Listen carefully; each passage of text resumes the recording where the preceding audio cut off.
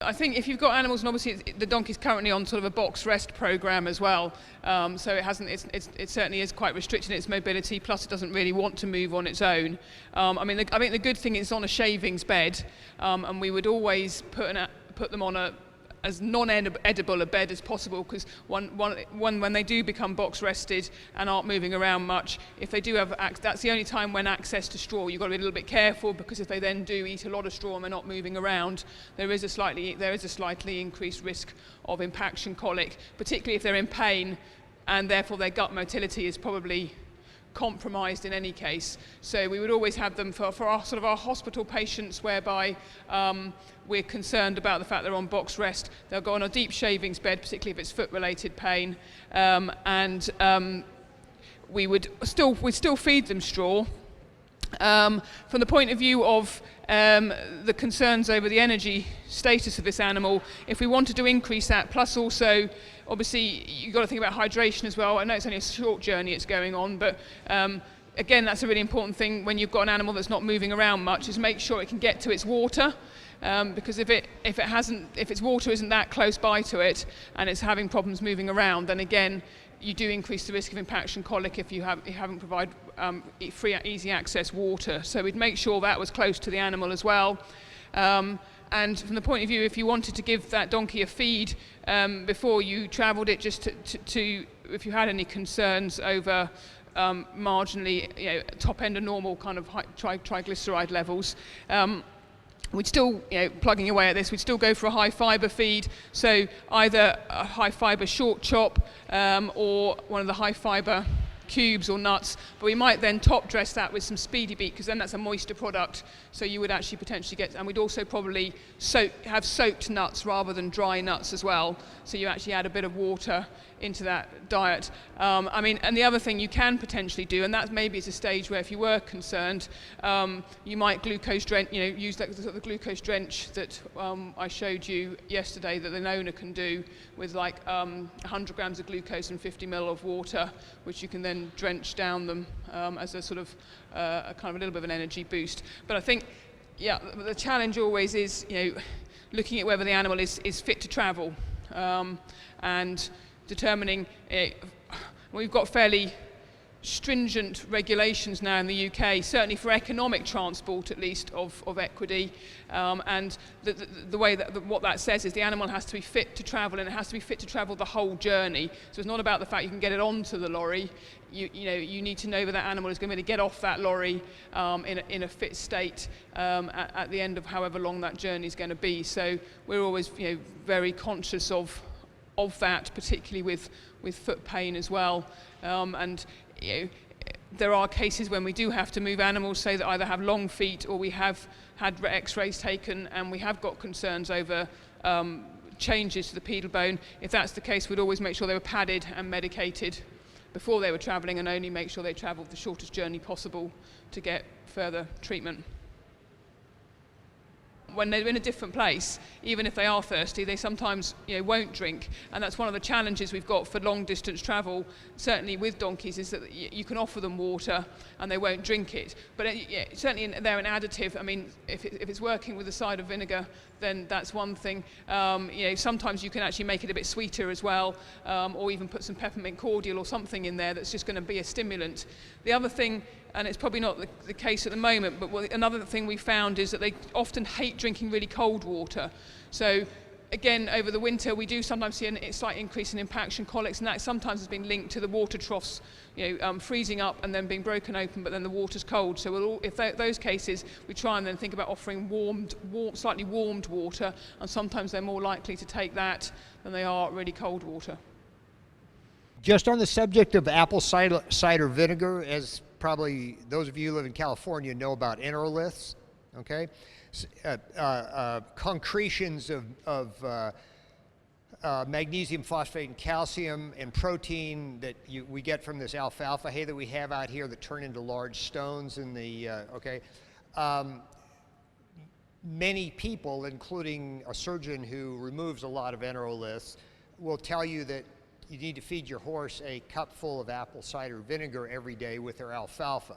Now, there is no objective evidence to prove that that's efficacious, but I guess what I'm saying is that much apple cider vinegar won't hurt a horse. So yeah, we call them, yeah, they get called nuts or cubes with us, but they're neither a nut or a cube, really. So that's just you. They are, yes, thanks, Al. Thanks for that. But yeah, to me, a pellet is slightly narrower and skinnier. So the pellets are like the balancers that we give, and then they are like little pellets, whereas yeah, these, I don't know. Anyway, yeah, sort of long cylindrical things. You mentioned a specific feed supplement that you were diluting in water and giving by nasogastric tube. I mean, probably most of you aren't going to do that, but you might tell your veterinarians about this. Yeah, I mean, basically, it's a sort of porridge type cereal that we have available in the UK called Ready Break.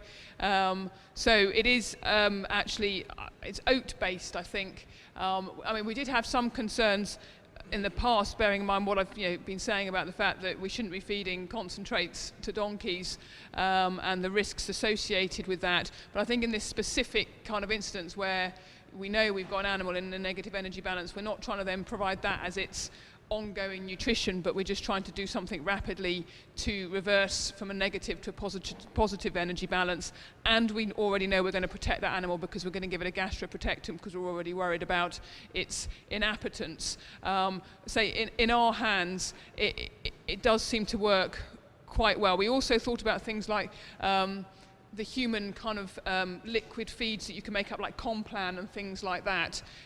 What you basically want is, because I was saying that you end up using quite a small bore and quite a narrow stomach tube, just because of the fact that the donkey's nasal passages are narrower than obviously a horse, and even from the comparable size to a pony, they're more you get more vasculature there, and so they do tend to bleed a lot if you hit the side of the nasal passage. So we use quite a narrow bore tube. So you've got to have something that you can get into a liquid enough form that when you pour it in the top of your tube through the funnel, it actually runs through. So that's not necessarily a huge amount of science in that. It's just that's kind of I suppose physics or something, isn't it? That you need something to flow. So the Ready Break works quite well for us. We can get it into a sort of a slurry mix that will run through the tube. We tried going along the lines of what we thought would be better, things like these pelleted feeds, that we tried to then mash those down in water, but they just wouldn't run through the tube. So, but we were limited really in what you can use. So yeah, it's an energy-rich, but it is still fibre. It's got a high fibre content to it as well, but it has got more. It has got a cereal base to it because it's an oat-based cereal for humans to eat. And we dilute that down. As a rule of thumb, again, for our sort of standard sized donkeys, they're about 180 to 200 kilos. You wouldn't want to put more than about 3 litres of the substance down at one time, because obviously you don't want to expand that stomach too much. So we give about up to sort of 3 litres. We'd also put electrolytes in that as well, so it's a balance. Hopefully you've got a balanced solution going in with the Ready Break, and sometimes we will add a bit of glucose to that as well if we feel it's appropriate. And if you do that, and I say you address whatever other problems you've got, more often than not, I'd say on average we stomach tube them probably possibly 2, maximum 3 times, and their triglycerides can drop really, really quickly if you do that. And I say, so long as you then address whatever the primary cause was, then they tend to then go on well if they're going to, and if they don't, then they decline very rapidly as well. So it's kind of like within about 24 hours whether your animal's going to make it or not. Ready Break?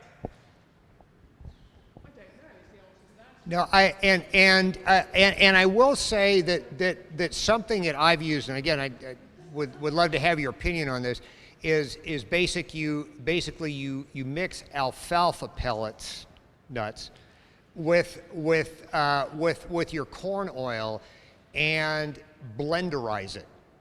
Okay, I don't mean just soak it and stir it up. I mean put it in your blender and put it on liquefy, and that will get a pretty thin solution that, if it's well enough diluted and you feed it frequently enough, that is another way of getting enteral nutrition in.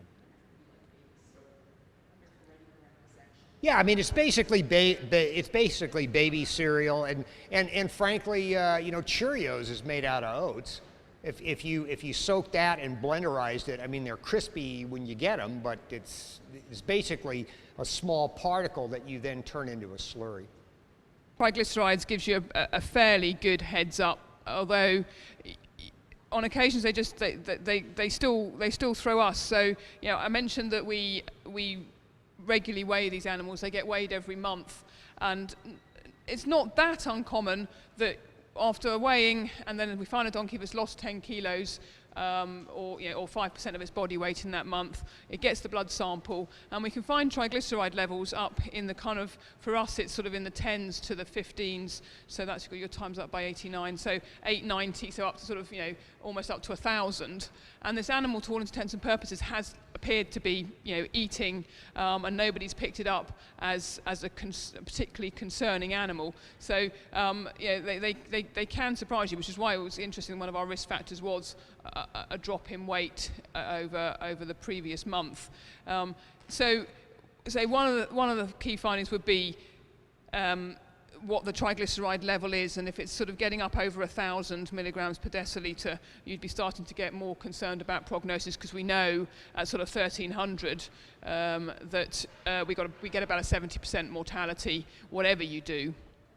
On top of that, to the clinical exam of the animal to find out what the underlying problems are, and if they're not, if the prognosis for the treatment of those is poor, then we're not going to put this animal through, you know, stomach tubing it and trying to be particularly, you know, aggressive in reversing something that's a secondary process to something we can't fix. There's really no point in that. So, you know, with a thorough clinical exam we do, obviously we have the additional biochemistry parameters, which will tell us a little bit about liver function, although there can be a little bit of a delay between your elevated triglycerides and liver and damage as a result, and also renal damage as a result of that.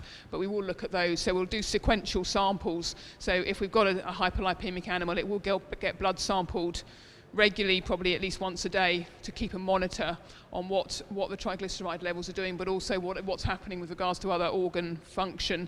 You know, I mentioned also that you can get quite a nasty pancreatitis. That can be quite unpleasant, and then you get a sort of peritonitis on top of that. So we'll be looking at sort of our biochemistry and our hematology as well to monitor prognosis there, and say response to therapy. You know, if they're deteriorating. The one thing I didn't mention that is a really sort of unpleasant sign that you get, but is very tends to carry a very poor prognosis, is a really, really bad halitosis. So I have a really poor sense of smell. So if I open a donkey's mouth and it smells like rotten flesh, basically, which is the smell you get, that to me is a very poor indicator. It means we probably had a massive gut stasis, particularly with regards to the gastric, with gastric stasis. And the other thing you sometimes find associated with that is you go to stomach tube them, you start trying to put liquid down, and they become very painful. That to me means you've got gastric stasis, and that in itself is then obviously a poor prognosis, because you can't really continue to add anything to that gut. So I think there's a huge range of things we sort of look at to determine prognosis there. I believe you mentioned giving insulin. Yeah, we don't give insulin in effect to try to reverse that negative energy balance, because the thinking is that you've already got an insulin resistant animal, so the chances of insulin having a beneficial effect on that sort of negative feedback pathway to try and control lipolysis, we don't feel that, and when we have used it, the outcome hasn't really been any better than if we did use it. Because the other drug I mentioned that you can try is using heparin, which is supposed to stimulate the enzyme further down the process that breaks down your triglycerides back into free fatty acids. But again, the thinking is that system is working as hard as it can already, so trying to stimulate a system that's already working at its maximum is probably not going to be particularly effective. The only times when you do sort of monitor things quite closely and you may well give insulin is if you're supporting that animal with total parenteral nutrition. So you've got a continuous source of glucose going in. You do have to measure, you do have to monitor glucose levels there, and you say every 4 hours, and if you do start getting spikes on that, then you do have to intervene with insulin sometimes because of that. Usefulness of ultrasounding the liver. We do ultrasound livers, but not normally in our hypolipemic patients. If the primary problem was liver, then we do ultrasound to determine often whether we want to biopsy as well. So you can find you get a good amount. You can get a good amount of information. Certainly, from a point of view of what we found post-mortem at our liver disease patients, where they've got basically fibrotic liver and end-stage liver, is what we found is the first lobe to go is actually the left lobe. So if we go an image and we find nothing on the left-hand side, that's quite a good indicator to us that this liver is on its way out, basically. So we do monitor the size of the liver and obviously the architecture on an ultrasound image, and may decide to biopsy depending on the patient then as to whether that's going to alter our therapy at all. And because I love ultrasound, there's going to be more questions. In a donkey, I'm sitting there with my probe and I'm looking at this fuzzy creature here. Do you usually have to clip them to ultrasound them? Yeah, we always clip them, and as you know, the most important thing about your ultrasound imaging is the preparation of the patient. You know, once you've got to the probe being on, you know that after that it's just trying to find what your organ you're looking for. But you won't find anything if you haven't prepped the patient properly. So it's about time and doing that early enough in the day before you then don't rush in. So certainly clipping. Different people do different things. Some people want to spirit them, so use a load of surgical spirit. Some people want to put a load of gel on them, a coupling gel on, and leave that. Translation. By spirit, she means alcohol. Alcohol. We call it surgical spirit, but apparently you call it alcohol. So yeah, we knock that back. Will we find a liver today? Not in us if we're drinking the alcohol, I suppose. But yeah, so we will either use alcohol for everybody to calm them down, or we'll use a lot of the coupling gel, just because the problem is even once you've got to really close clip a donkey, because even when you close clip a horse, you are pretty much down to skin, and that's fine. But even when you close clip a donkey, you still get like a kind of fluffy bit there, and that can alter your conduction. So yeah, the preparation is kind of vital when we're scanning donkeys. And again, the issue there is air is not the friend of ultrasound. So you got a crappy image unless you got to get rid of the hair to do that. I would think in a donkey. I haven't done very many of them. Yeah, that's true. And donkeys, at my experience, and probably you could speak to this better than I could, but in the abdomen, they just seem to have a lot of fat just sort of randomly distributed about the abdomen. Yeah, I've rectalled donkeys that have, for whatever reason, they've needed to be rectalled. And where you'd normally expect to find a kidney, and a normal kind of shaped kidney, you find these kind of nodules. And they've always, when you're rectalling, you don't really know what you're feeling. You've got to kind of, it's a bit of a guesstimate in any case. And it feels almost like they're kind of tumorous or something. And if the unfortunate whatever else is going on with that animal, they've ended up at post-mortem, it is fat around the kidneys that we've been palpating. So you do get a lot around organs. I mean, obviously the other place which I showed yesterday was in the ventral abdomen. So the other thing that we might be doing is if we're trying to get some fluid out of the abdomen, either you need to definitely scan to find out how much fat you've got to get through, or if you're going to go in blind, you need to have a much longer pointy thing to stick through the ventral abdomen than the standard what you normally use, which is a 2.5 inch needle in a horse. You haven't got a hope in hell's chance even in a relatively normal body condition donkey. So we usually use either spinal needles that are almost 10 centimeters, or well, if you remember, I was up to 8 centimeters on that fat. So, I mean, you've obviously got to be careful because you can penetrate gut, but either scan so you know how much you've got to get through and follow it, or say we certainly use quite a long, pointy thing. Yeah, yeah, and they work pretty well actually. Something else that comes up: is it true that the deeper pharyngeal recess in a donkey makes it more difficult to pass a nasogastric tube? It does if you keep hitting it. It's very annoying if you do that. I don't quite know what happens when you're passing nasogastric tubes sometimes, because for no good reason sometimes it goes very well, and for other no good reasons it doesn't. But yes, they do have those deeper pharyngeal recesses, which are partly due to how they're then designed to do their braying, which does then mean you've got those blind ending sacs, which you don't find in a horse when you are navigating sort of to the back of the nasopharynx. The only tips I ever sort of give people, and it's the only thing I ever do, is if I'm struggling up one nostril, all I do is I come up and I come out and I go up the other nostril, and 9 times out of 10 it works perfectly, and I've got there's no science to that whatsoever.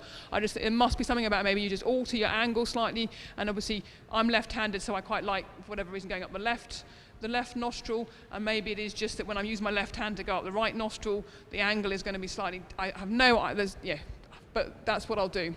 I was just thinking it happened to me because of that deep pharyngeal recess. I passed the tube, it entered in the pharyngeal, in the recess, turned away, and it appeared in the other nostril. And it was very difficult to remove that because it's like that. So it suddenly passes, you start moving, and it appears in the other nostril like. So that leads me to another question. Do you prefer a slightly stiffer nasogastric tube than the one that you would use for a horse? No, actually, what I tend to do is, because what I prefer to do is try not to make them bleed. Because it's never good, and they don't stop. And however much you see a lot of blood on the floor, when you're telling everybody around you, don't panic, it will stop. Inside you're panicking in any case, because you're just thinking, please stop. Please stop. What I would always do is, actually, I always put it into hot water and actually soften the end of the tube, because I'd rather have something nice and soft passing through the nasal passages, and I don't think by the time it's got to the nasopharynx it makes a huge amount of difference to how likely it is to go down the esophagus. But I'd rather protect the nasal passages on the way through. The hot water, I always keep my tube like that, so you always just need to point medially and ventrally, and you're sure that you'll never go to the medial meatus and you'll not reach the pharyngeal recess. So if you always keep it like that and you put it in hot water for a couple of minutes, it will be soft, but will not lose that shape. So it really helps. And always use lubrication as well. I'd always obviously lubricate. Yeah, I agree.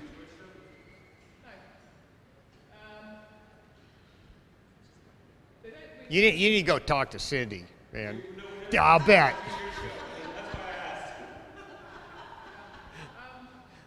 No, I think it's probably only one donkey that I really struggled to chew, and I think in the end you got a bit of sedation, which has its pros and cons.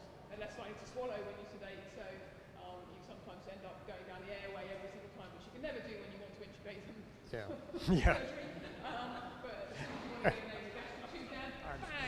Yeah, so bang, you're straight down the through the larynx, which you can't do for love nor money when you got your scope in there either.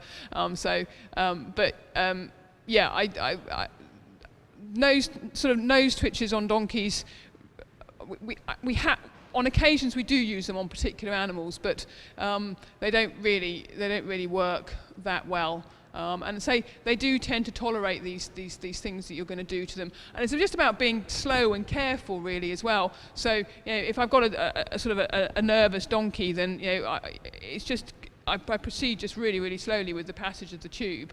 If they jump around, 9 times out of 10 they jump around, you are going to make them bleed, and that's just, that's just unfortunate at that stage. But at least if you've gone in slowly, you're hopefully sort of just limiting that risk. Dr. Taylor used to say that he didn't think that a twitch was as effective in donkeys as in horses. Partly the shape of their nose. It's very difficult to put the twitch on and make it stay, but it's almost like you don't see the same response. Sometimes you put a twitch on a horse and their eyes just kind of zone out, like they're in a different place, and donkeys just don't seem to have that response. So it isn't as, and they'll just walk off with whoever's got the twitch and the tube with a twitch on. So it's not really very effective. We just tend to have as many people as we can, so yeah, if and we'll follow the donkey around at that. So someone will have the bucket with me, following me around with the bucket. Somebody's got the donkey. Somebody else will have one end of the tube if that's got to a stage, and I'll have it. And it's just about if you've got enough people to help with the procedure. If you're you're pretty stymied if there's you and one other person, and the donkey decides to take you for a bit of a wander, and then the ready brake goes everywhere, and you've got to start all over again. But most of the time, it seems to work pretty well, and say more often than not we're going to try and avoid sedation if we can, particularly in those cases, because it's going to have an effect on gut motility, and at that stage we're trying to normalize everything as much as we can, so we would try and not sedate. We got a question? I just had a comment. If they're not so sick that they'll eat something like one of these. We have these horse cookies in California. I found that if they're not too sick to eat one, if you get the tube in the head and give them a cookie then and just wait, it slows the process down like you're doing, but it also brings down the whole panic, and it confuses them that they can eat with a tube in their nose, which further calms them down. And then they eat the cookie, and I've just found that passing and give them about 1 or 2 cookies while it's still in the head, it's just sort of another way to avoid sedation, that's all. We're going to talk about that in a minute, and it's not that you don't have the answer, No, but Nora van has is my waiting. van's waiting. Yeah. If she doesn't make it back, if she didn't make it to San Francisco, I'm going to be in a lot of trouble. So, Karen, you're terrific. Thank you so much. By the way, if your veterinarian has a question, the Donkey Sanctuary in general and Dr. Rickards in particular are really good about answering email questions. I mean, that's what I do when I'm like, I've never seen this before, Karen. And when she says, I haven't seen this before either, then I feel better. We are going to talk about combinations for field anesthesia, and I think it's safe to say, I've been to the Donkey Sanctuary 2 or 3 times to help them with their anesthesia, so I think I can speak to the combinations that they tend to use. And I'm also going to give you a couple of websites. Again, I would emphasize the Donkey Sanctuary handbook that they said was on WikiVet, because there's a lot of information there on anesthesia as well. When I have a veterinarian who calls, well, actually, I usually tell them to go to the www.ivis.org website and go into the book that's called Veterinary Care of Donkeys, which Dr. Taylor, I believe you do not have to be a veterinarian to get on that website. You do have to create a login and password, but it is a free website. So if www.ivis.org, it stands for International Veterinary Information. IVIS, whatever, s.org. But that is a free website, and again, there's a text on there that Dr. Taylor and myself put together called Veterinary Care of Donkeys, and you can search it if you forget that title. So all the doses that I might talk about are in a chapter on that, in that book, as well as some of the other veterinary texts. You want to? Yeah. So, because we can talk about these, we can talk about doses as we. Yeah. What we're going to do now, and you know, we've all been here before. Okay, so I'm not a clinician here at the teaching hospital. But the one thing that I'm involved in is our program like lifts and rescues horses. In 5 years being here, I've never been called once. My boss, Madigan, is nowhere to be found, and the field services has a down horse that they want to pick up with a sling, and it has to be now, you know. So anyway, there's a huh? Well, you know how to do it. What we're going to do now then is we're going to go ahead and show some videos. Now, the videos that we're going to show involve anesthetic sedation, induction. We got a couple of surgeries in there and recovery, and they range from our experiences at in Texas, in San Angelo, and then also some of them will look like they happened in Mexico because they were in Mexico.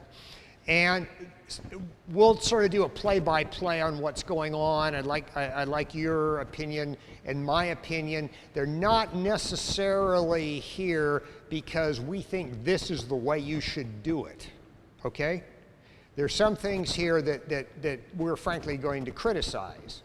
And even though we might have done it, yeah, so I'm not pointing fingers at anybody but myself.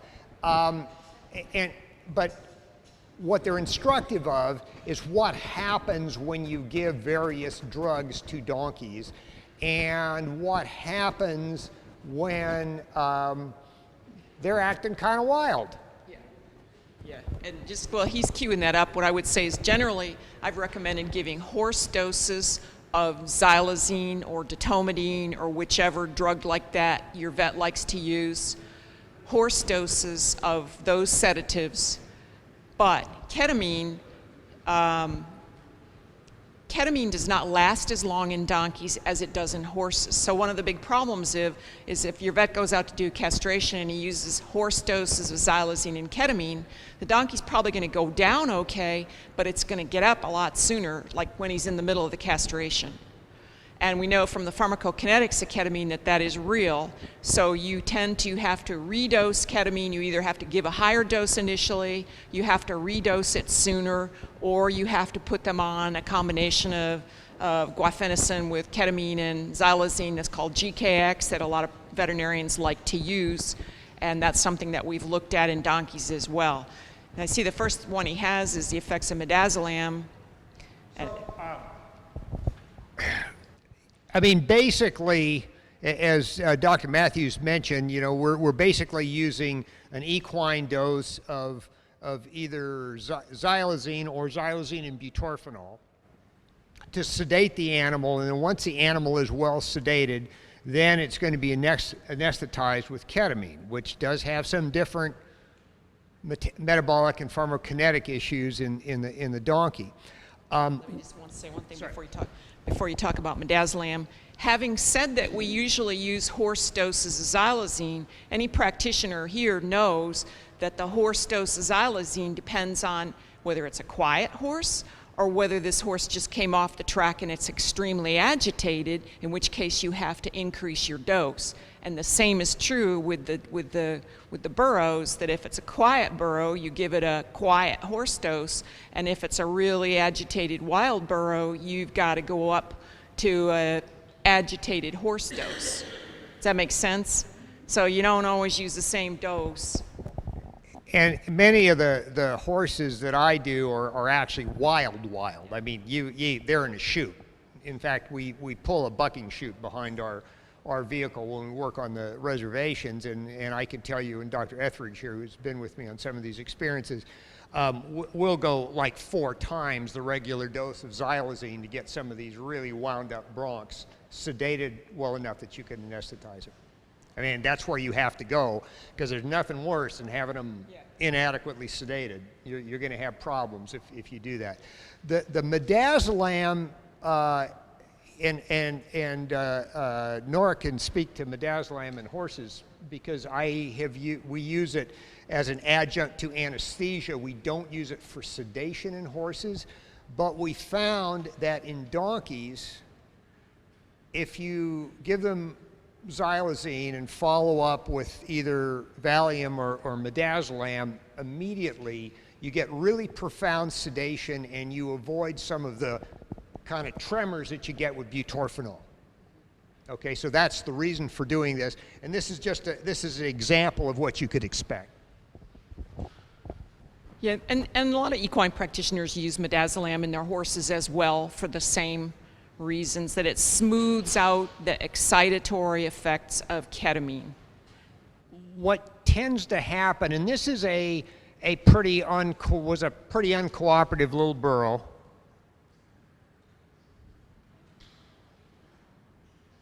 We got his head positioned.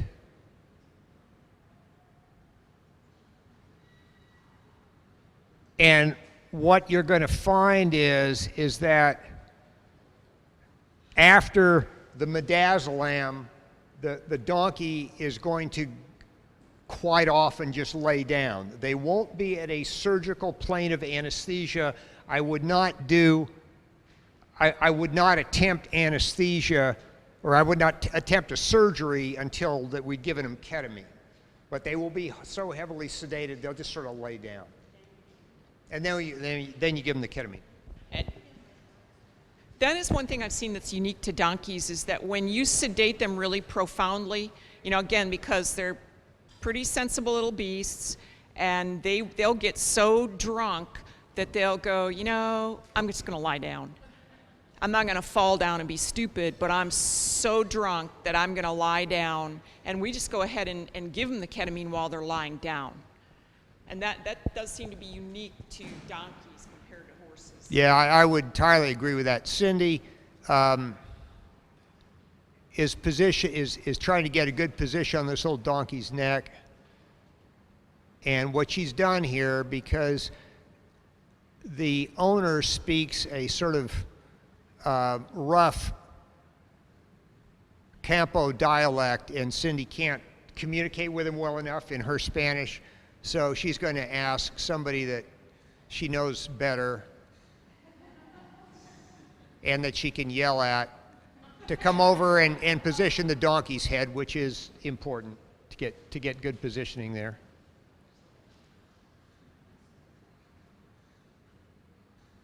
She's gone ahead and administered the sedation, and again followed immediately with a midazolam. No, they don't get along well in the same syringe. And now this is important: preoperative rehydration.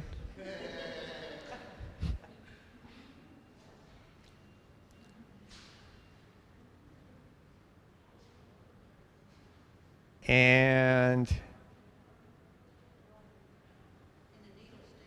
yeah, we don't put catheters in them. We just leave it. We use an 18 gauge 1.5 inch needle and thread the vein.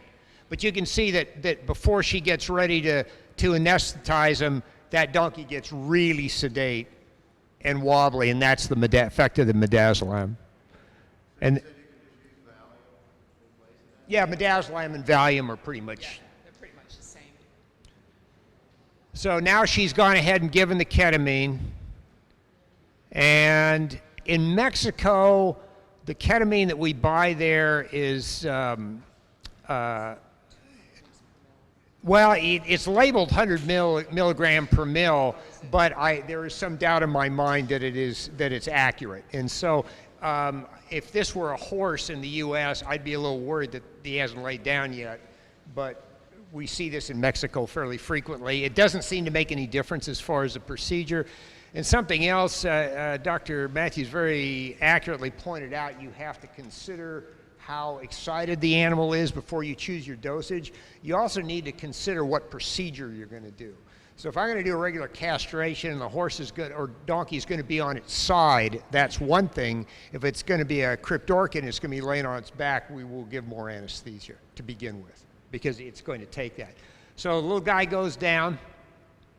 We're going to go ahead and tie the leg, and instead of using my regular tie, which is a figure 8, this is a small donkey, I'm going to have the owner simply hold the leg like that. The reason for that is that we've had the experience in small standard donkeys, which we see in Mexico a lot, and in miniature donkeys that we see in the U.S., that if you overflex that upper leg when you tie the leg, sometimes they'll get up and they'll knuckle over on their toe. But basically what happens is they get up and they knuckle over on their toe as if their extensor tendon was ruptured. If you simply bandage their leg so they can't knuckle over anymore, put a thick bandage on there, the next day they're fine. So if that ever happens to you, that's what you do. Just bandage it so they can't knuckle over. The next day they'll be fine. But I don't flex the leg hard on small donkeys and minis. And I don't know why that is, because the tendon is not ruptured. I don't know, have you seen that?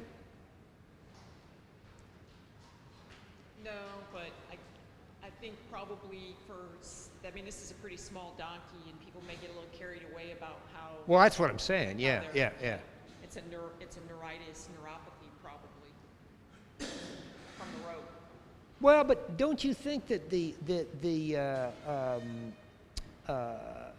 the reciprocal apparatus should take care of that, nerves or no nerves? I mean, because it's not like the tibial, it's not like a, tibial nerve injury. Anyway, I don't know. But that's why we do that. Now, as Nora pointed out, we're also going to go in here and we're going to put lidocaine in the cord. Lidocaine is dirt cheap. It's safe. I think it makes it much easier to get the cord and the tunic out. It doesn't take any time at all. I used to do a lot of standing castration, so I know it's affecting pain response. There's some controversy about that, but I'd have had my head kicked off years ago if it didn't work. And what I'm doing is I'm holding on to the testis.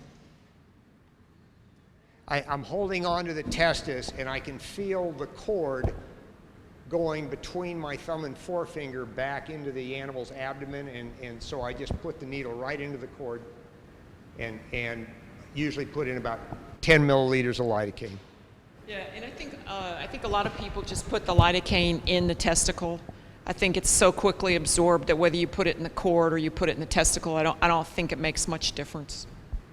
So we're gonna have some controversy here. The reason that I put it in the cord rather than the testis, and if I was doing a standing castration, I would absolutely put it in the testis, absolutely. But the reason for doing it in the cord is that I think, based on my experience of doing standing castrations, if you block them out and you get to them too quick, that lidocaine has not gone up the tunic yet, and the horse is going to react.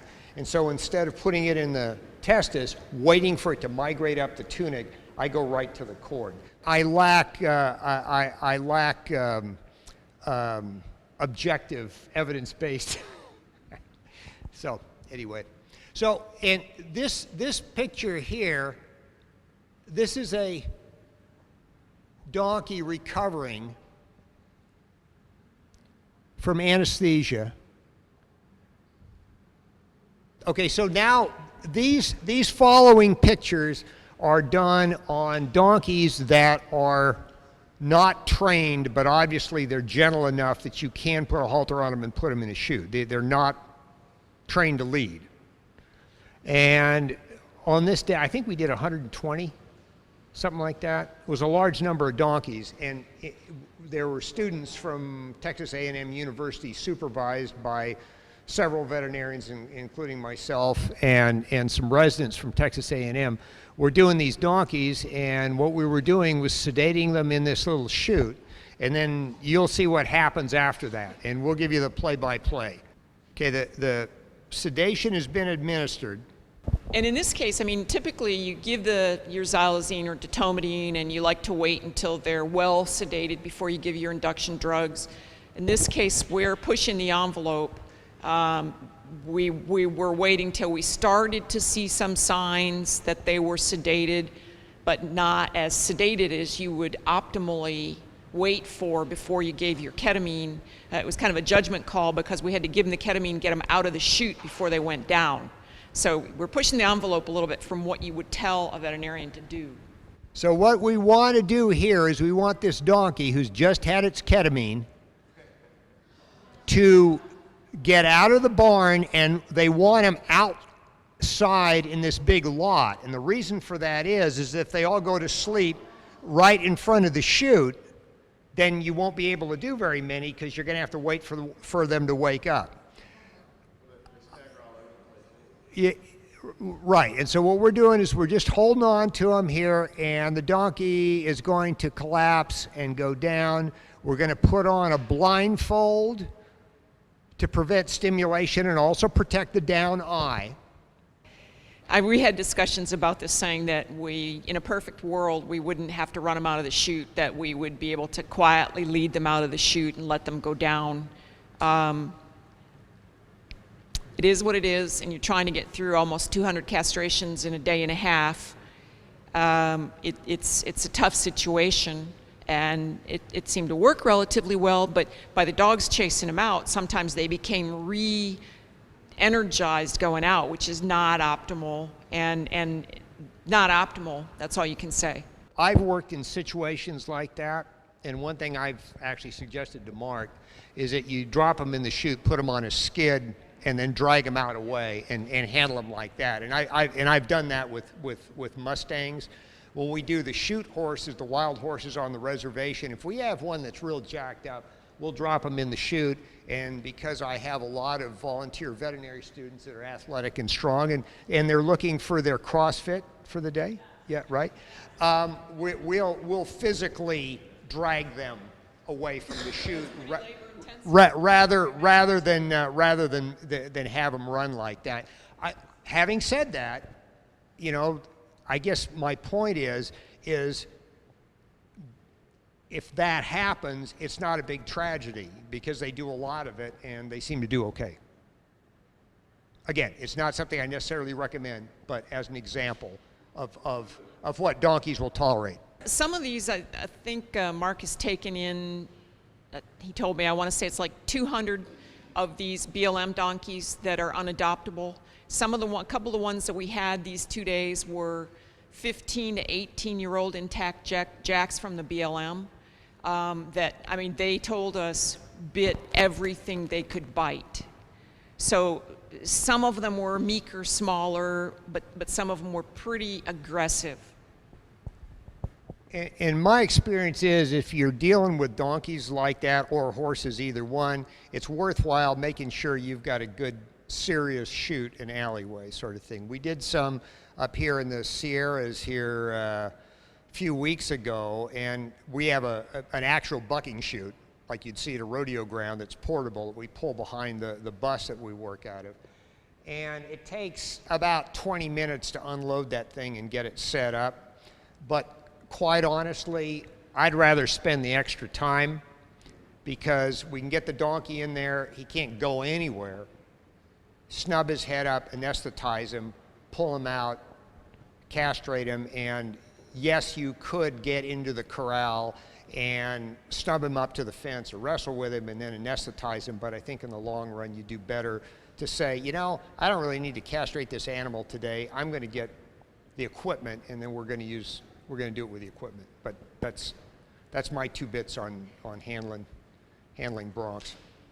So, yeah, and by the way, this is a series on anesthesia. It's in Mexico. A little typical Guanajuato burro who isn't super thrilled about the needle, but we're doing fine. Exhibiting typical donkey behavior, upset, the tail switch. Let me just say a couple words while she's trying to find this vein. First of all, finding veins on donkeys, many of you may know, can be a challenge, partly because their skin is thicker and they also have a whole layer of fascia under the skin that horses do not have. So the vein isn't exactly the same location, but it can be harder to find. So, because it's just a little bit deeper. Secondly, if you have one that really is refractory to get an IV injection for your xylazine, you can double the dose, give the xylazine IM. And the other thing that I've used a lot of recently is Dormocidin gel that is approved to dispense to owners for feet and so forth, is a wonderful drug to give long ears that are needle shy. If you allow me just a comment regarding the injection in donkeys. If you divide the neck in 3, If the second third is covered, that is usually where you inject, is basically covered with this cutaneous muscle. Usually, because, especially with my big donkeys with very hairy, you don't go to the first third because it's very long hair in here. So you just go to the last third, close to the heart. And in there, I have to tell you that from the PhD, I took a blood sample from the 800 animals. So I was using one of these double-faced needles, and I have to say 2 out of 10, I was reaching the artery. And that's 20% is a lot. So I never, ever put a needle together with a syringe in the donkeys. Never. I do it because if you put it together and you mix it, you never know if it's the vein or the artery. And because of these anatomic specifications that donkey have, I basically put the needle, and sometimes you see the blood coming from the artery. You just need to replace a little bit, and then you are in the vein. It's just something practical to do, but it helps a lot. But there is no anatomic difference in horses and donkeys in the side of the jugular vein carotid artery. Side of the jugular vein, just in that layer of fascia, which I have Yep. a picture of on. Much thicker fascia. Yeah. Yep. You don't inject in the normal place, like in the half of the neck. So if you come closer to the heart, sometimes it's easier to reach the artery. Upper third or middle third, that's where I tend to go. It's just how I've gotten used to doing donkeys, I guess. And knowing that their skin's thicker, I tend to go in with a little. I agree with you. I prefer to take the needle off the syringe so I can double check that I'm not in a carotid. But exactly where on the neck, I think depends on what you're comfortable with. I will point out that the carotid artery and the jugular vein are much closer together in the distal third of the neck, closer to the heart. So you better take that into consideration, because in the middle third and the cranial third, that is closer to the head, the omohyoideus muscle is in between the jugular vein and the carotid artery. So if you start going into the shoulder third of the neck, and when I was a surgery resident at Iowa State, the horses that we would euthanize on the table, we would take their blood and use it for serum. So what I would do when they're getting ready to euthanize the horse is I would cut down on the jugular furrow and find the carotid artery and hook it up to a tube so all their blood went into a carboy. It's really hard to find the carotid artery in the cranial half of the neck. If you want to find it, you go right down next to the shoulder. So you want to keep that in consideration. If you're going to go further down, you better be really careful about staying away from the carotid artery. Cindy's going ahead and inducing this donkey.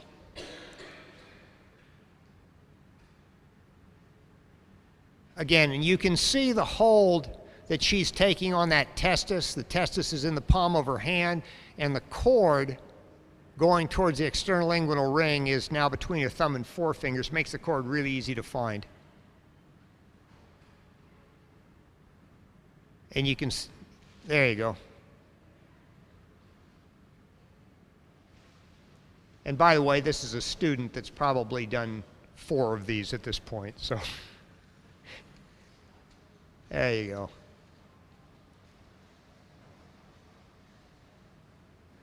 And then I'll take about another 10 mils and put it under the skin where I'm going to make my incision. So 20 altogether? 30 altogether. 10 in each cord, 10 under the skin. But there's not, once again, that's pretty empirical. Donkeys, pound for pound, have larger testes than horses do. I think they also have a larger tail to their epididymis, and they have more vasculature in the fascia around the testis. And if you could comment on that in reference to hemorrhage. You're the surgeon. No, I think one of the myths that we wanted to bring up was there is a myth that occasionally gets out there saying that horses have hemorrhagic diatheses, or that they don't clot properly, and I'm not aware of any evidence for that. We've always thought that the problem is they have bigger testes, they have bigger vessels, and especially if they wake up faster from anesthesia, people don't have time to do good hemostasis. So it is important for your vet to pay attention to hemostasis when they're castrating, and if they're in doubt that they need to ligate the vessels. You know, it's kind of the norm for horses just to put the emasculator on and crush it and don't worry about it. But some of these donkeys, especially if it's a mature jack, they're going to have huge blood vessels that it's not really appropriate to just emasculate. They need to be ligated, which also means you need more time to keep them asleep. And that's often a big issue, you know, concern about bleeding in donkeys. And we're going to go over kind of what amounts to 3 different surgical techniques here. And this is the one that we use. I make two separate incisions. I don't cut towards my hand like that. Victor, our veterinary student from the University of Guanajuato, is being directed by Dr. Estrada. I would make him put my hand on the other side of the testis, but it, you know, from the donkey standpoint, it doesn't really make that much difference. But that's why that little X is there. So we're making a hole down through the fascia. And then what he's going to do is pull some of the fascia away from the testis.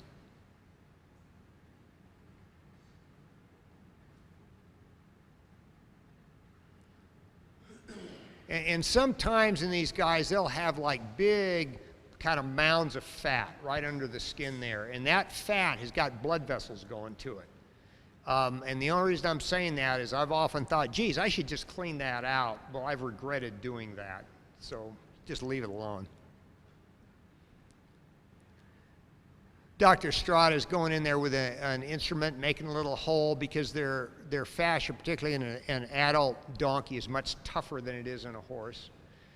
And frankly, this would be more difficult had we not basically paralyzed the cremaster muscle and the tunic with the lidocaine.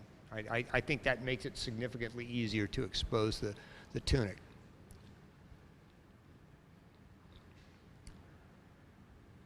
So Victor's got this kind of cleaned out.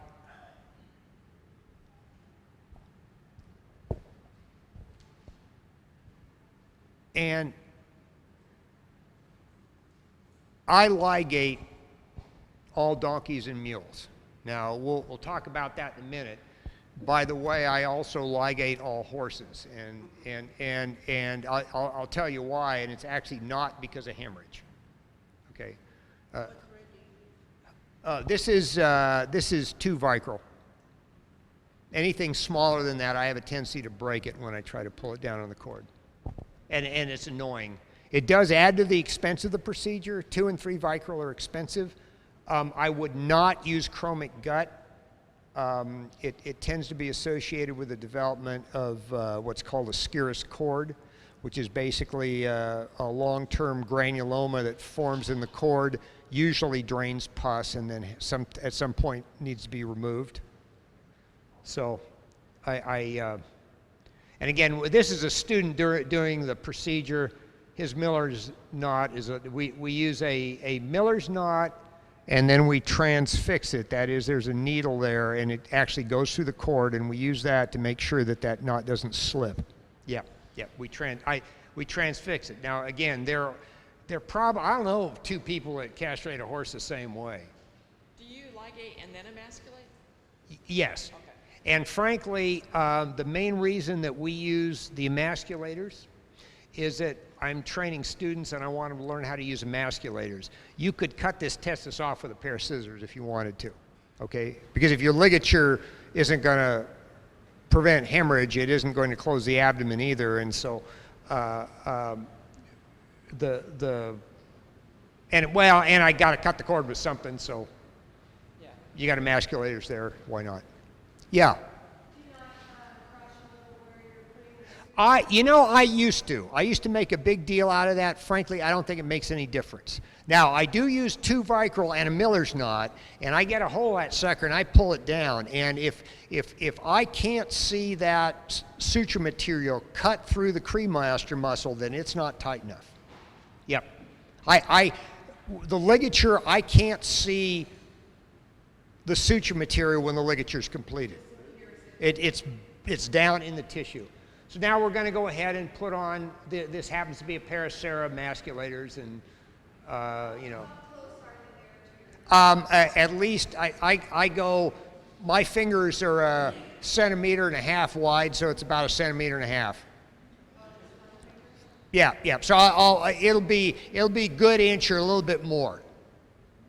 Yeah, you don't want to get too close to it, right? Right. You got plenty of exposure there. So, okay, so now we're going to go ahead and do the same thing on the other one.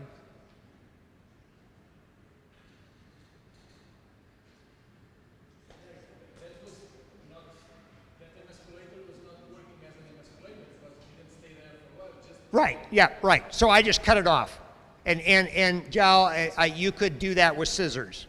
I happen to be using the emasculator as a cutting device. Its crushing issues are not particularly significant.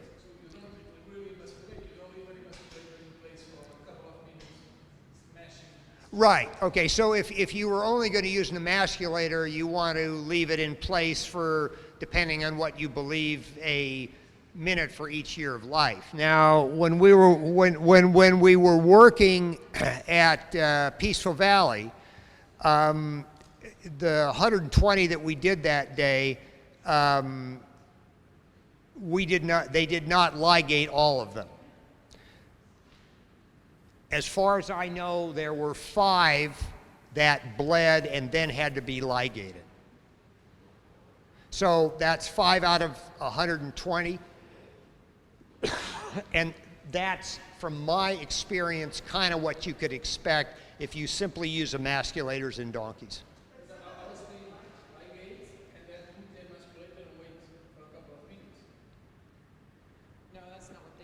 No, they weren't ligating at all.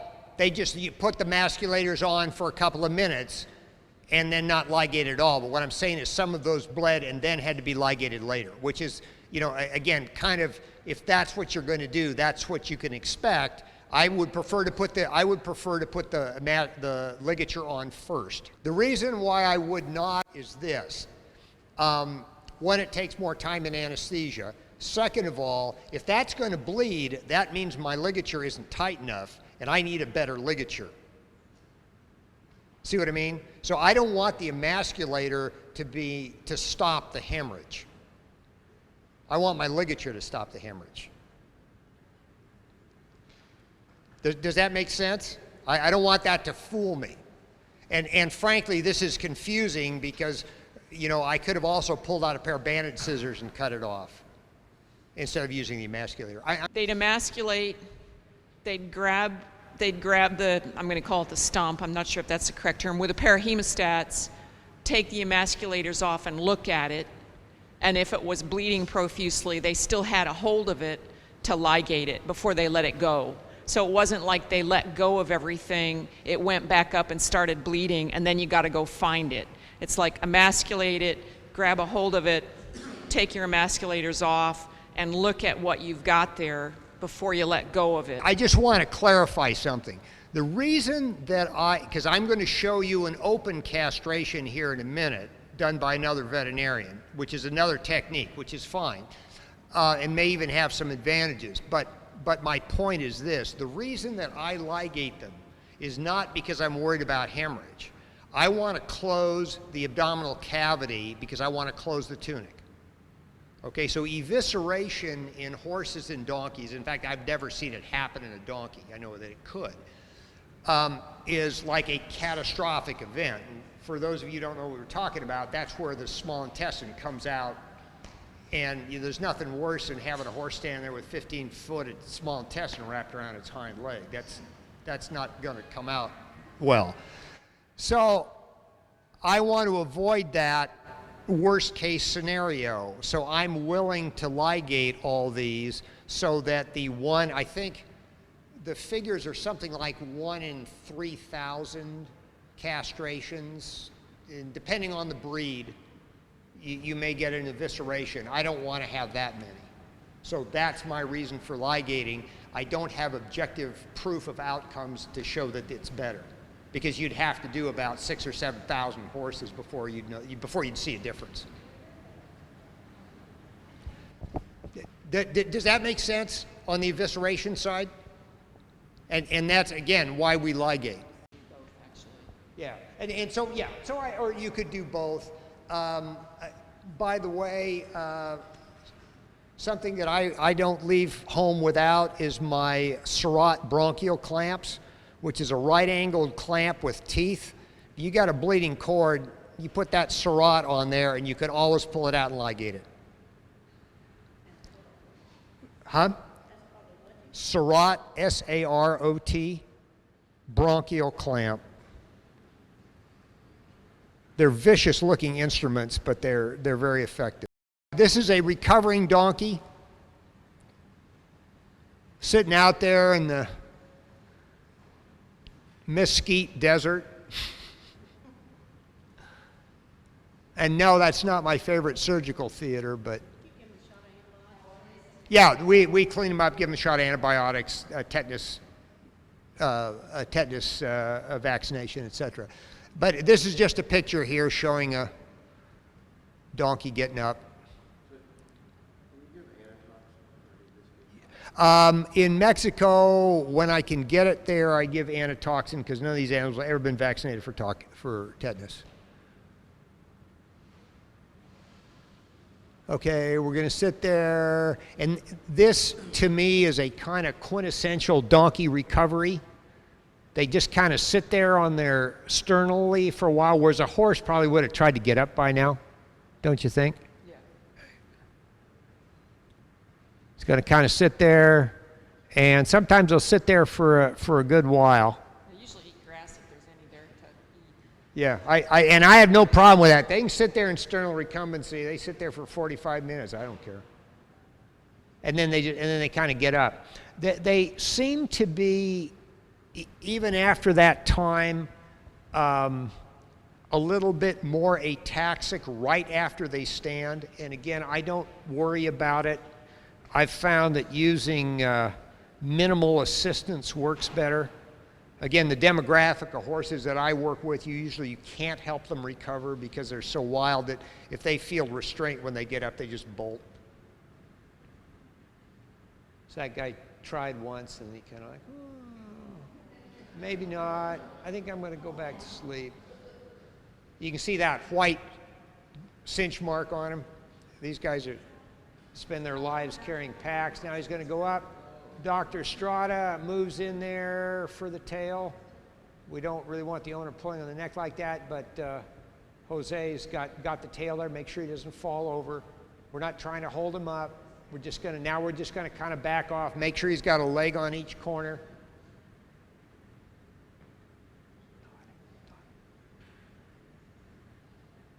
And Cindy's saying we like to have children around watching all of this because we want them to understand what we're doing.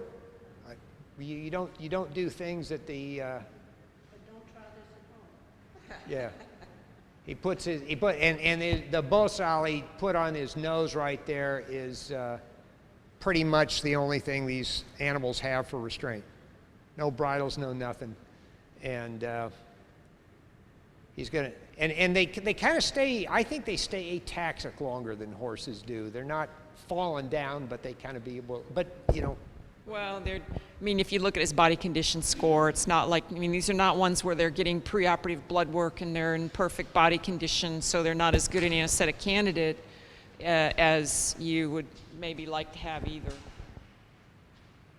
Okay, so this is a Henderson device, which is used in donkeys, at least at Peaceful Valley, and horses, of course. Yeah, and donkeys in addition to horses, I suppose. So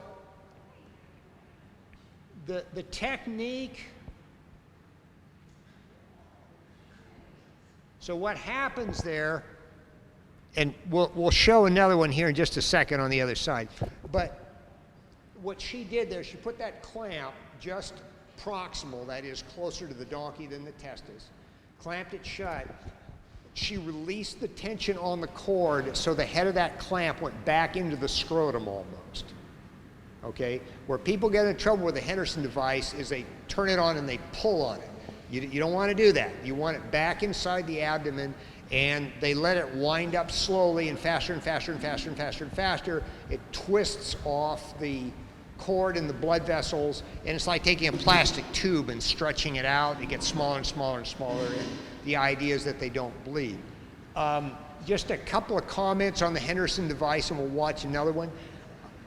If you're going to use the Henderson device, I like this approach. It is used by the Bureau of Land Management on 100% of the castrations that they do on wild horses and donkeys. That is federal policy.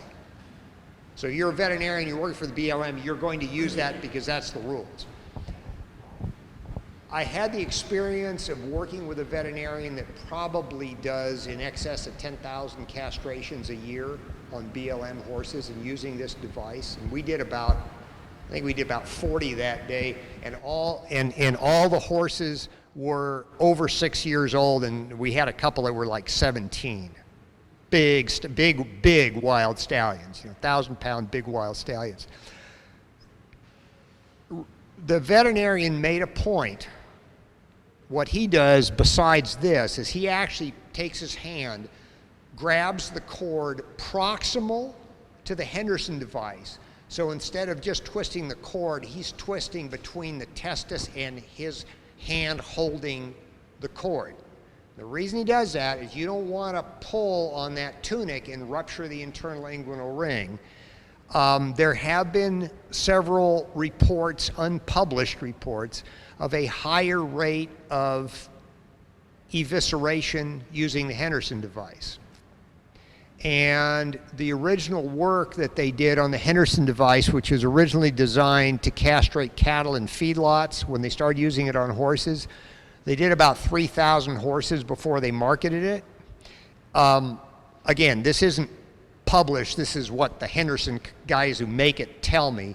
They had only 3 eviscerations in 3,000 horses. To me, that's an excessively high attack rate. 1 in 1,000 is too many in my world.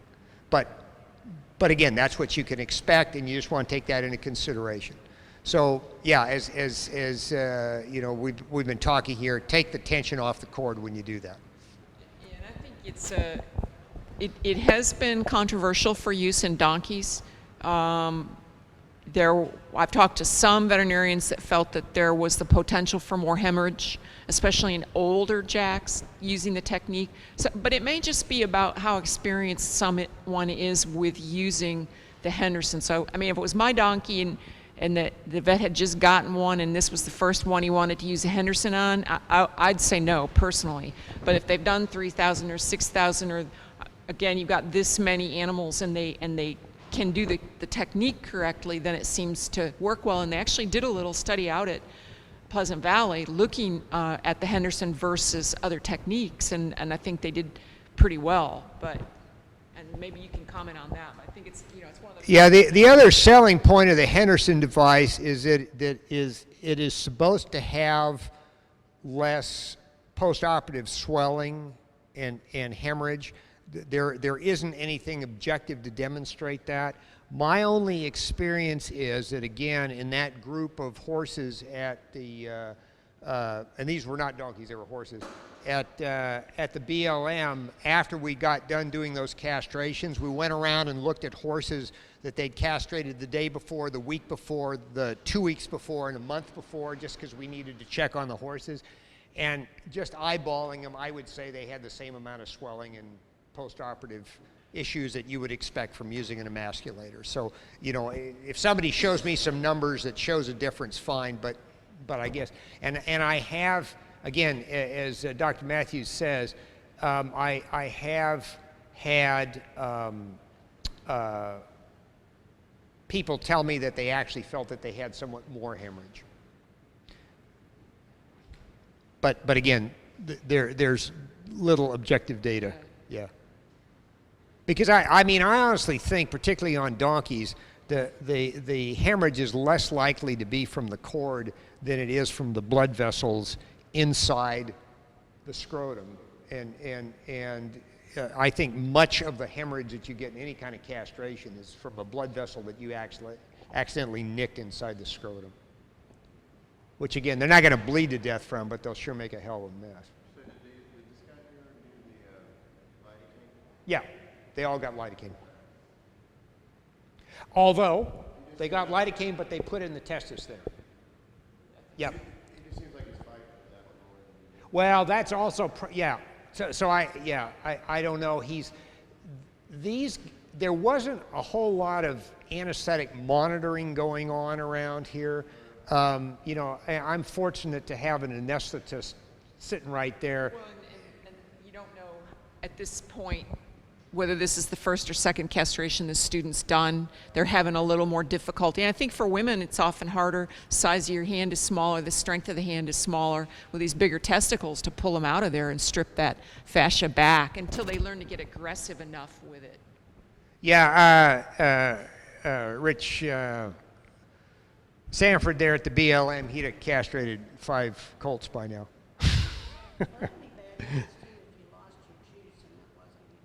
Yeah. Well, it's you know, and I mean, it's a yeah, this little guy is under anesthetized at this point. He shouldn't be doing that.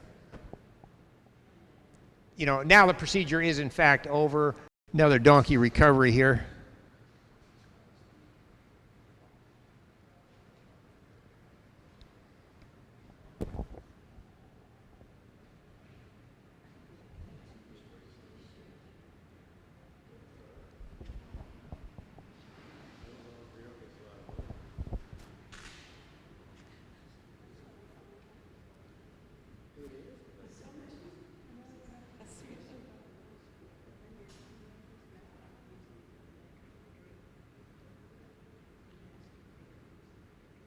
Oh, this is something that I see in donkeys quite a bit on recovery, that leg struggling. They'll kind of roll up on their side and kind of paddle like that, whereas I don't see that very often in horses.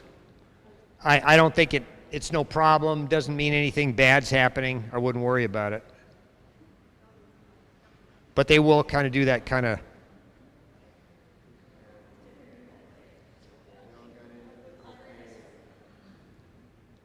So there's another donkey running out into the field. They honestly, the dogs actually move those donkeys pretty well, and they don't bite them. Mark uses them because he's often herding large numbers of wild donkeys, and he simply can't get it done. I'm not suggesting that this is the way that I would necessarily do it, but my point is this was working.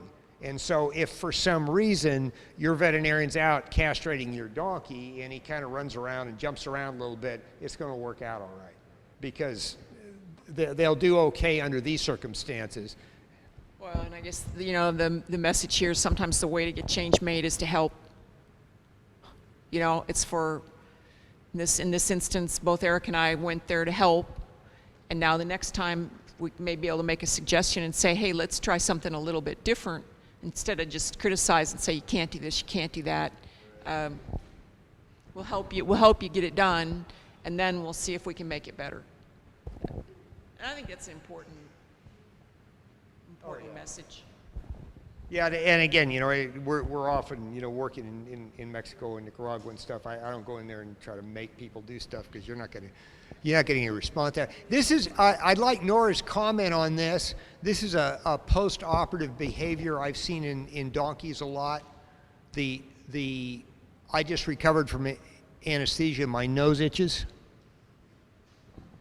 Again, which I don't think I've ever seen a horse do that. I don't think I've ever seen a horse do it, no. But I've seen lots of donkeys do it. But it's doesn't seem to be a problem. Is it related to the xylazine sneeze, do you think? Probably, yes. understands the Salesian sneeze very well either, just that we know it happens. Do you see that with the tone beans? I haven't seen it with the tone beans. Yeah, I have seen it some with the tone bean, and I wonder if both those drugs cause a lot of peripheral vasoconstriction, and maybe when those blood vessels dilate, it just makes them itch.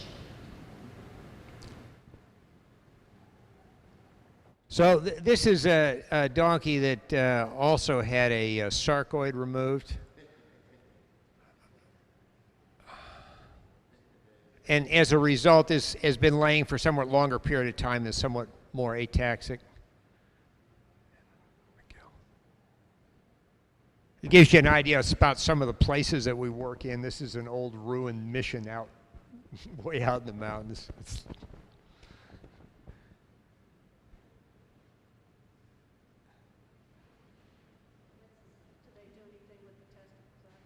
Yeah, the dogs eat them.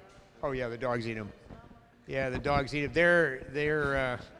They're dogs in Central America. Their only yearly protein intake is like one day when we're castrating horses in the community. They eat a lot of testicles.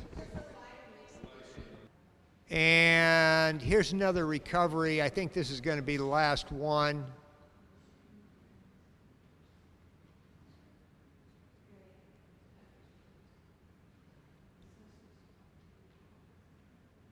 Cindy giving the donkey a little bit of support. Again, a donkey that had this big sarcoid taken off its jaw, wide excision. We had to do some fascial remodeling to get it closed and put some cisplatin in it. I was sort of amused by the comment about cisplatin and owner exposure. I'm like, well, not ideal. So this guy's going to kind of just stand around for a while here. You also want to avoid children on bicycles running in front of your patient. Do you let in a regular client animal, and you were taking a sarcoid out, do you let it heal before you put the cisplatin in? No, we do it right. I do it right after the removal. Dr. Theon's Dr. Theon's presentation just, I see now why I have trouble with sarcoids sometimes, because you just don't think in terms of all those little fingers of stuff growing way away from the edge of your incision. And again, they're the bane of my existence, because we see lots of them down there, although I'm going to biopsy more of them now. And, I mean, seriously. Guy, here's another, now this is, what we're going to show here is a completely open surgical technique. This is done by Long Hope's Donkey Sanctuary in Colorado. They've done a good job, an excellent job on developing these videos, and they are specifically for donkey owners who want to educate their veterinarians. And Dr. Casebeer is the veterinarian involved here. I'm not going to go over the anesthesia part because it's nothing we haven't really talked about already, but her surgical technique has some advantages that I want to discuss. I think this is a good thing to have, but there are two places in this video that have anatomical errors in it. Okay, the anatomy is improperly described. We're going to get that changed, and then I would highly recommend this tape. But as it is now, there's a couple of things that needs to be fixed. Okay, and again, I'm not pointing any fingers. I've had situations where I've, done videos or lectures or something like that where I didn't do peer review, have somebody else look at it, and there's something that was stuck in my head that isn't really right, and they say, no, you need to look at the literature on that. So that I'm just saying, okay? So anyway, the technique I use is ligated and closed. This is ligated and open. They open the tunic. And I'll probably have to do a voiceover here because I don't think the sound is going to play loud enough.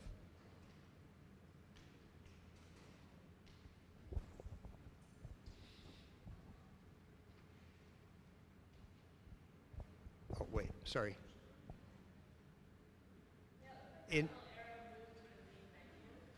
Okay, now let's try this again.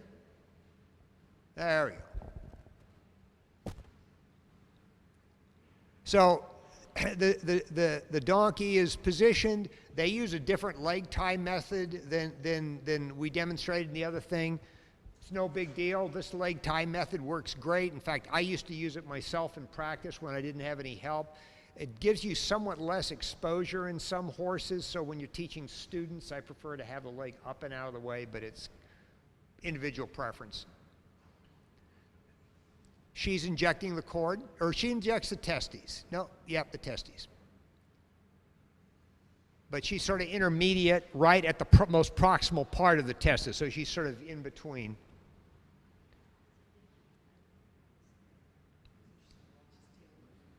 Huh?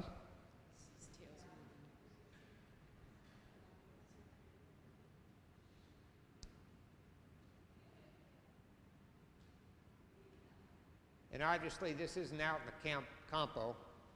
We've got a nice little, well, we use pillows in the campo too, but it's on a kind of cleaner floor. And you can see how that leg's tied. It's basically a Scotch hobble or a sideline.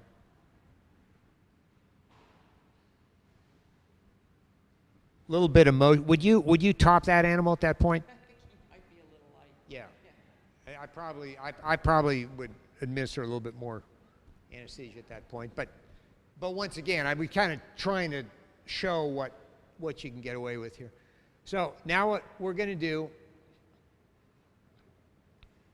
is we're going to go ahead and open the skin.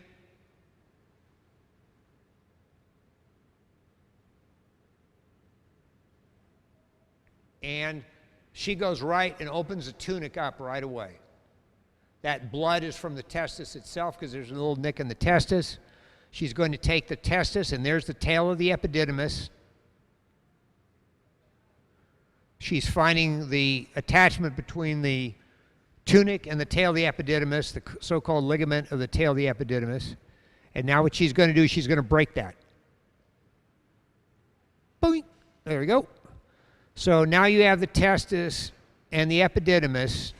You can see the testis is kind of nicked down there. That's where that blood's coming from. And then she's going to put a clamp, that is a carmalt, across the cord.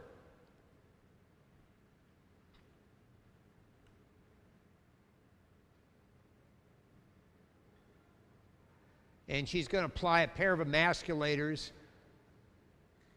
These are Frank's emasculators. I would not use these without a ligature. They provide inadequate crushing, in my experience, in most horse species. But she's using them.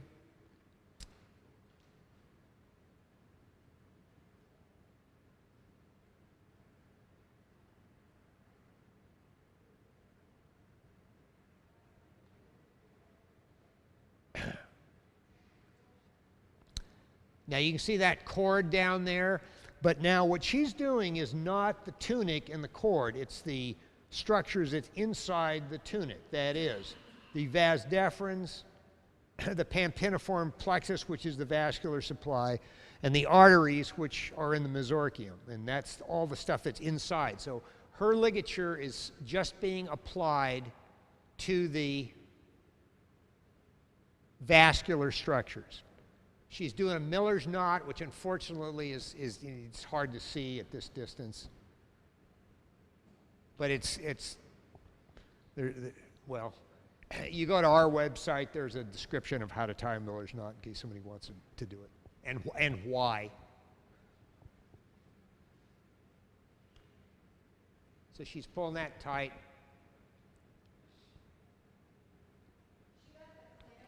The clamp is still in place, so she's tying between the clamp and the emasculator. The clamp is still across the structure, correct? And it's a long carmalt. That's what it is. Okay. Now, as Dr. Rodriguez suggested, she is going to leave that emasculator in place for several minutes. Well, that would be my opinion, but I lack objective proof that my approach is better than hers. So that, yeah, no, I realize that, but again, that's, you know, you would have to do half one way and half the other way and see what your outcomes were, and that simply has not been done. So there's certain things that I'll put forward as fact.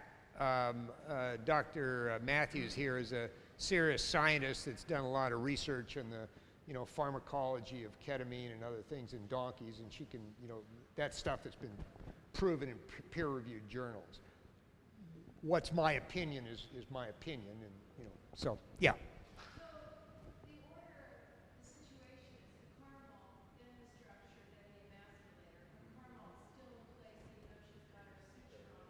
Correct. But it always seems to me that when you're clamping something that is a vessel, that you are potentially weakening it, especially if you've got your kernel sitting there that long. And I'm not sure why her kernel's sitting there because she doesn't know if I would tend to agree. what? I would tend to agree. Because once that kernel is removed, you actually have vessels that were clamped for a really long time. That are proximal to your ligature. That would make me nervous, and honestly, I would probably put my ligature where the car malt is, but or was, but once again, you know. But I wondered if what she was doing when she repositioned it was that she was actually just clamping the vessel with a little nip of it to keep hold of it rather than keeping it across. I think it's all the way across, but yeah, you know. Oh, actually, you've got a good point. You'll notice that before she went into ligate, she moves the car malt, so she is tying it in the crush, correct? She's just using it as a handle. Yeah, you're right.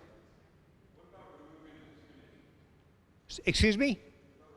We're going to get to that in a minute. We're going to get to that in a minute. This is an interesting surgical point.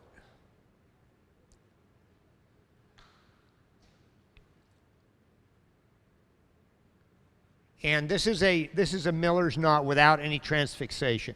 So it's just going around, it's not going through. And again, right, exactly. So she's ligating a smaller structure, therefore her ligature from the standpoint of hemostasis is going to be more effective.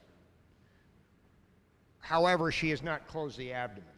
So the abdomen's still open. You cut a hole in the tunic, the abdomen's open, because the tunic is a reflection of the peritoneal lining that goes down into the scrotum. So that just, you know, you've got to keep that in mind. So she's basically having a look at the end of those stumps. Make sure they're not bleeding. Looks to me like she's all the way across on that. Yeah, it looks to me like it's all the way across. And then we're looking, and by the way, you'll notice how much fat is in this donkey scrotum. That's a gringo burro.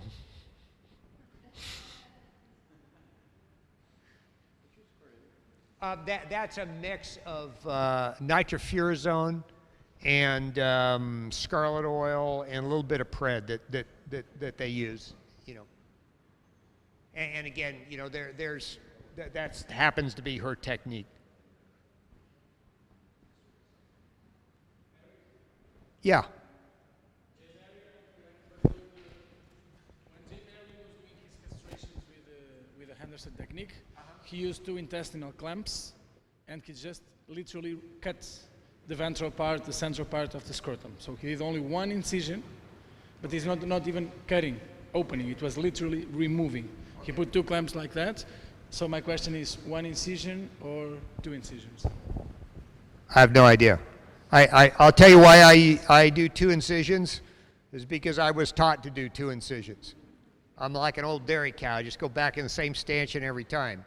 So I don't know that there's a difference between and actually at Texas A&M they basically do that. They pull the scrotum down and just whack it off. They used to just, yeah, Dr. Taylor used to teach them, especially with donkeys, to whether they made 1 incision or 2 incision didn't matter, but to take the bottom of the scrotum off just to allow for better drainage.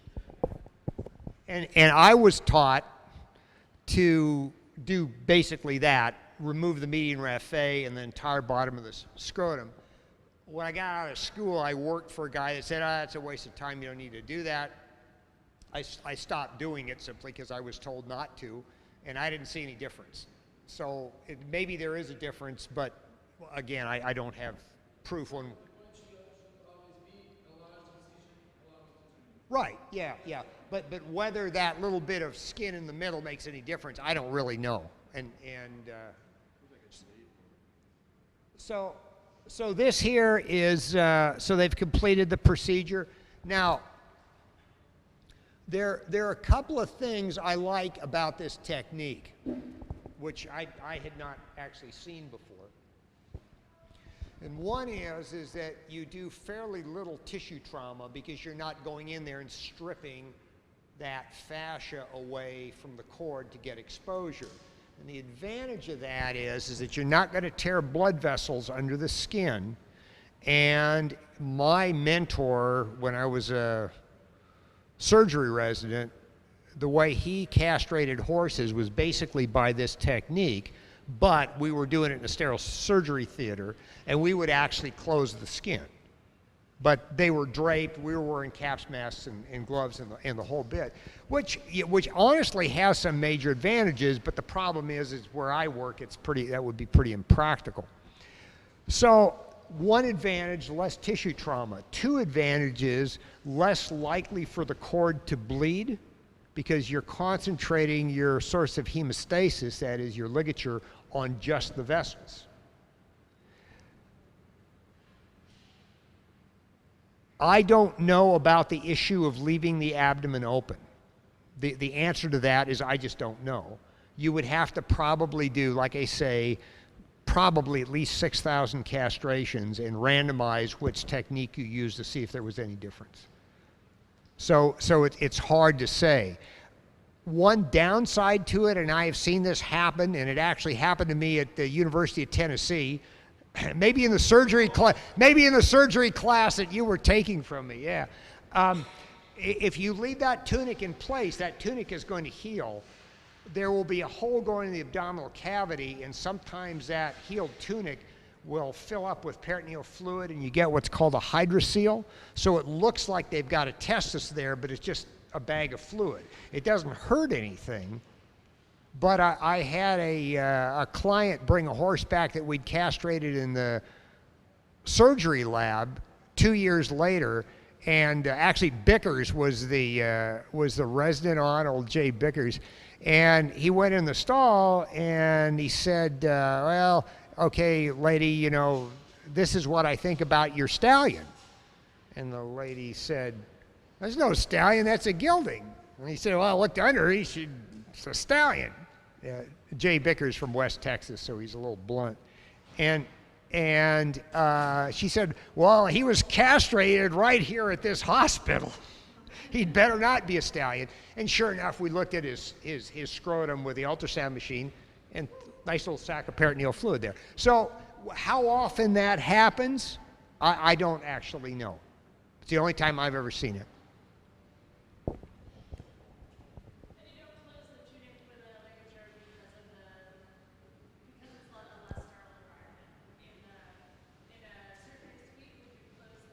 I think the issue is whether or not you close the skin.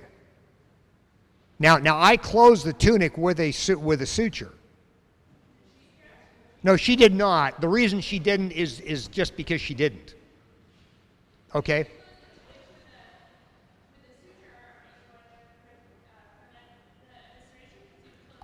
I think so. Okay, I can't prove that, but I've done everything I can to close the abdominal cavity if I close that tunic. You can't access the internal inguinal ring without going into the horse's abdomen. So if, you know, in the perfect world, I would close the internal inguinal ring, but it's not accessible because the horse has a long inguinal canal and you simply can't get to it. You know, there is no access to it.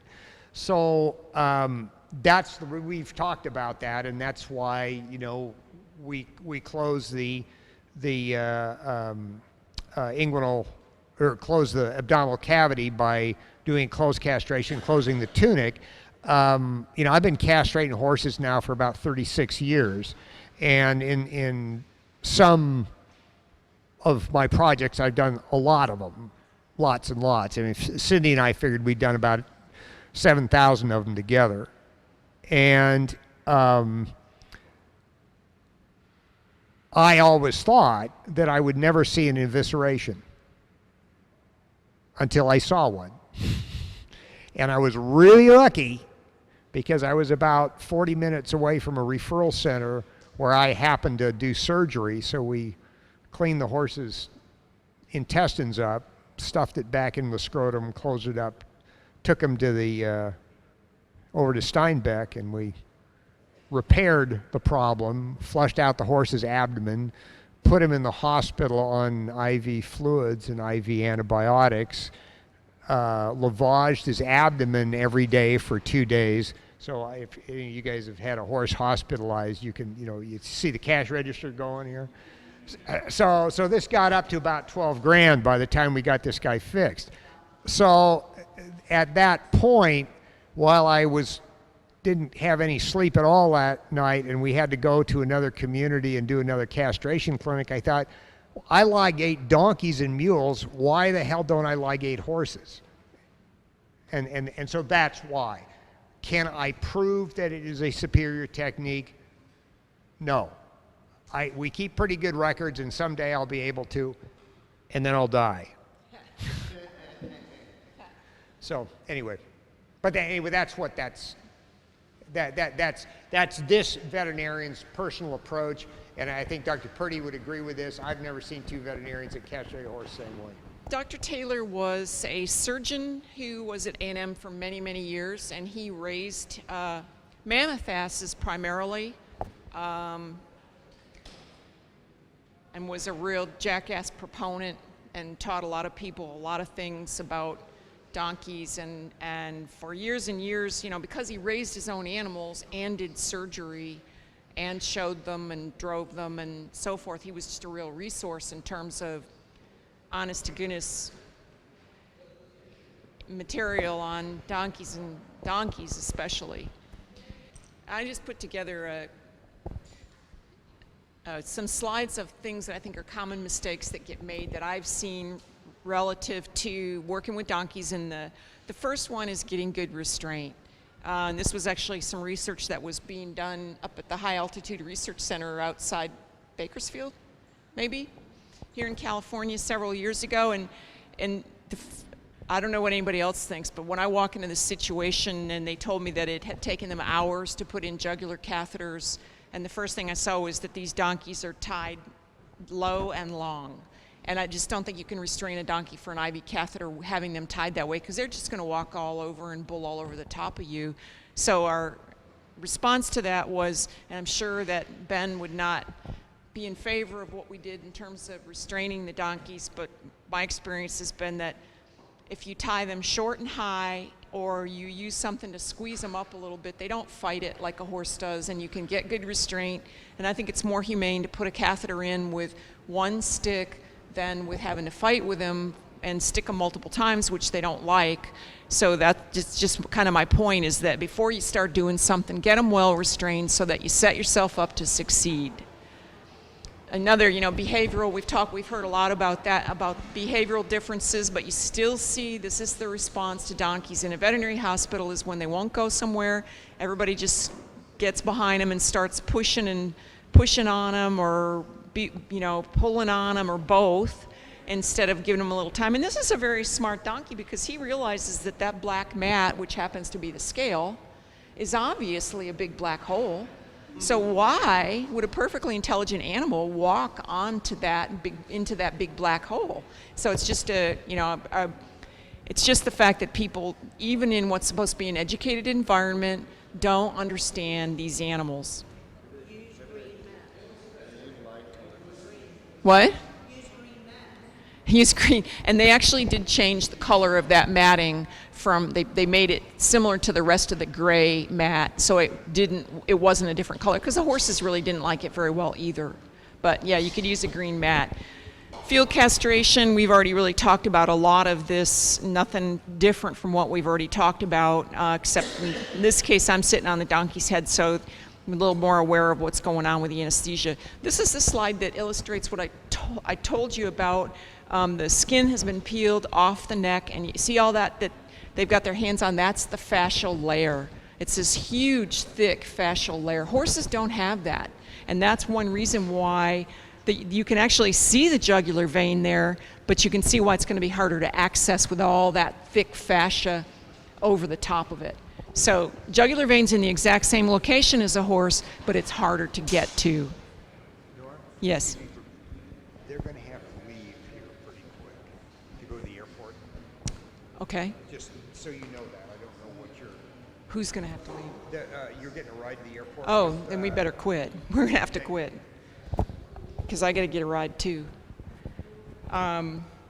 And we're just here using students to induce this donkey in the field. This is one of Dr. Taylor's jacks, and we had gone ahead and put a catheter in this case. I'm a big proponent of catheters if you can use them, and you can't necessarily in Mexico or where you're doing 200 at a time, but if you're doing a single individually owned animal, it gives you a lot more safety and the ability to administer drugs if they have an IV catheter in. The same mammoth jack, this is a mammoth jack, young mammoth jack, recovering from anesthesia, and we tended to see the same. But you can see this one's actually eating grass while he's lying there in sternal, which is pretty typical if there's grass for them too. And the only other thing I wanted to show was, I mentioned that website, the www.ivis.org, and so that is a resource for you or for your veterinarian. And then the Professional Handbook of the Donkey, which we talked about being available on Wikinet. So that was all I really wanted to. Oh yeah, one more slide. I mentioned the Dormosidan gel, where you have, if your animals are very needle shy or not cooperative, or they come into the hospital and they're not cooperative, we have given them Dormosidan gel that is approved for horses, and we have used the horse dose on the donkeys. You put it in their mouth. You have to wait 40 minutes for it to work. But this is what you see is this animal is now nicely sedated, and it's very possible to go put an IV catheter in very atraumatically. Nobody has to manhandle or cowboy this little donkey, and it just works really, really well where they're very needle shy. It works on horses as well, but it seems to me your donkeys and mules are sometimes harder to get sedated. They're needle shy, and people have a hard time hitting their veins, so it's very, very helpful as a pre-med to anesthesia. The horse dose. The dose is on the package, and I just, based on the weight of the donkey, I read off how much the horse dose is, whether it's 1 mil or 1.5 or 2 mils. I use the horse dose and put it in their mouth. Would you use IV ketamine on that next to castrator? Would I what? Use IV ketamine to castrate after the oral? What I've done after the oral Dormosidan gel, what I've done is I've dosed to effect. So if they are adequately sedated on the Dorm gel, I go right to induction drugs. If they're not adequately sedated, and by that I mean head to the knees basically, I'll top them up with